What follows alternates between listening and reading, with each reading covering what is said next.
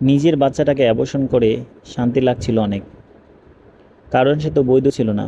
মনে হচ্ছিল একটা আস্ত বড় পাথর যেন আমার বুক থেকে কেউ নামিয়ে দিয়েছে। আমার তো তার জন্য কোনো অনুভূতি কাজ করছিল না।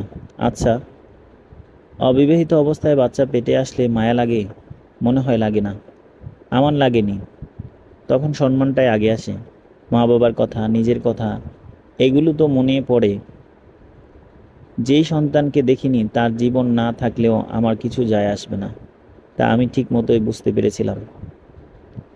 এই তো ঠিক 2 ঘন্টা আগের কথা। নিজেকে হাসপাতালে বিছানায় আবিষ্কার করি। যতটুকু মনে পড়ে, আমি রাস্তায় দাঁড়িয়ে আমার বয়ফ্রেন্ডের জন্য অপেক্ষা করেছিলাম। করতে করতে একটা সময় মাথা ঘুরতে শুরু করে, হাত পা কাঁপছিল। যখন ও আসছে না, কিছুক্ষণ পর আমার কাঁধে কারো হাত স্পর্শ অনুভব করতে পেরেছিলাম। কিন্তু তখন চোখ মুখে অন্ধকার দেখেছিলাম। পেছনে ঘুরে তাকানোর মতো শক্তি পাচ্ছিলাম না। তার উপরে রোদের তীর্যকতা, সব মিলিয়ে আমি সে অবস্থায় রাস্তার মধ্যে অচেতন হয়ে পড়ি। হসপিটালে জ্ঞান ফেরার পর নার্স বলল, কেমন আছেন এখন? ভালো। আমাকে কে নিয়ে এসেছে? আপনার স্বামী। বুঝতে পারলাম হয়তো এনেছে আমাকে। আর হাসপাতালে স্বামী বলেই পরিচয় দিয়েছে। কোথায় উনি? বাইরে আছে। একটু ডেকে দিবেন? দিচ্ছি। বলেই নার্স চলে গেল। ও ভিতরে এলো। অ্যাবর্শন করাতে হবে? হ্যাঁ। কেমন আছো তুমি? ভালো। আমি কেমন আছি জিজ্ঞেস করবে না? ও হ্যাঁ, তুমি সুস্থ হয়েছে এখন? কথার ধরনটা আমার খুব কষ্ট লাগলো। শরীর ভালো না লাগা সত্ত্বেও বললাম,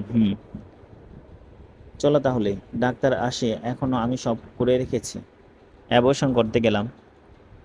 একটা মধ্যবয়সী নার্স আমাকে দেখে বেশ কিছুক্ষণ তাকিয়ে রইলেন। তারপর জিজ্ঞাসা করলো, আসলেই বাচ্চাটা ফেলে দেবেন? আমি একটু চমকে উঠলাম। উনি আবারও বললেন, বাচ্চা তো আল্লাহর রহমত। আপনাদের মনে হচ্ছে প্রথম বাচ্চা, এটা রাখতে পারতেন। ওনার কথা শুনে ডাক্তার একটা ধমক দিয়ে বললেন, এখানে তোমার কোনো কাজ নেই, যাও। সে কিছু না বলে চলে গেল। অ্যাবর্শন হয়ে গেল। আমার শরীরটা কাঁপছে, কিন্তু মনটা হালকা হয়ে গেল। মাথায় একটা বোঝা পড়ে গেছে এমন লাগছে। আমার বয়ফ্রেন্ড আমাকে একটা রিকশায় করে বাড়ি পর্যন্ত নিয়ে দিয়ে গেল। রাস্তায় কারোর সাথে একটা কথাও বললাম না। আমি শুধু অবাক হলাম ওর আচরণে। এই ছেলেটা আমাকে ভালোবাসে না। ভালোবাসলে এরকম আচরণ কিভাবে করছে? ওর কি মায়া লাগলে না আমার জন্য? তাহলে এত পাষাণের মতো করছে কেন আমার সাথে? আমি কি ওকে পাওয়ার জন্য আপ্রাণ চেষ্টা করিনি?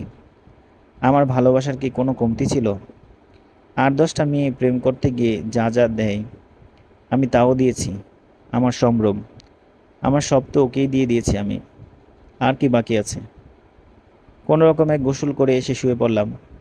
মা আপু খেতে ডাকলো অনেকবার। আমি উঠতে যাওয়ার মতো শক্তি পাচ্ছি না।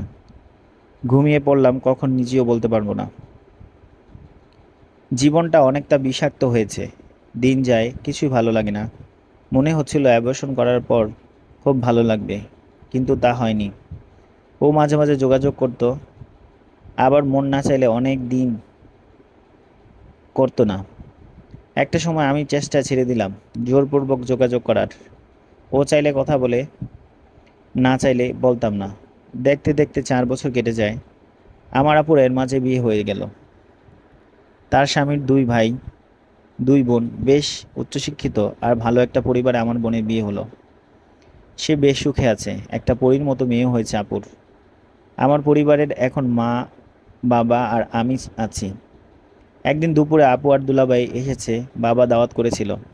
আমরা সবাই মিলে খাচ্ছি, তখন দুলাভাই বললেন, আমাকে দিয়ে তার ছোট ভাইকে বিয়ে করাতে চান। কথাটা শুনে আমার গলা দিয়ে আর খাবার নামলো না।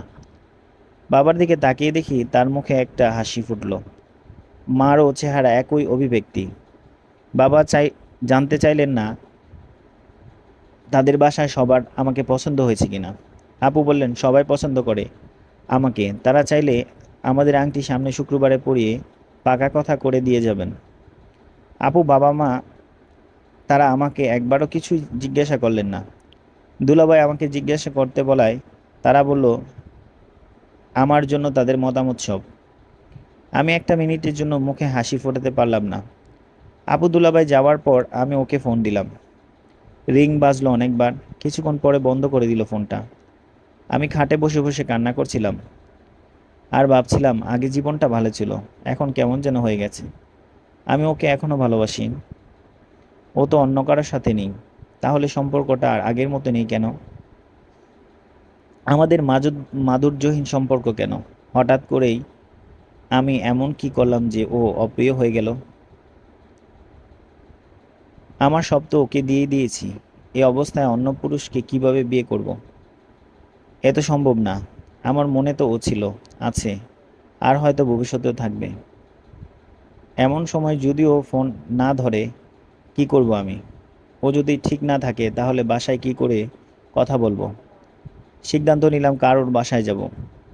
সকালে ভার্সিটিতে না গিয়ে ওর বাসায় গেলাম। দারোয়ান বলল ও বাসায় নেই। ওর অফিসে গেলাম, গিয়ে দেখি ও ওখানেও নেই।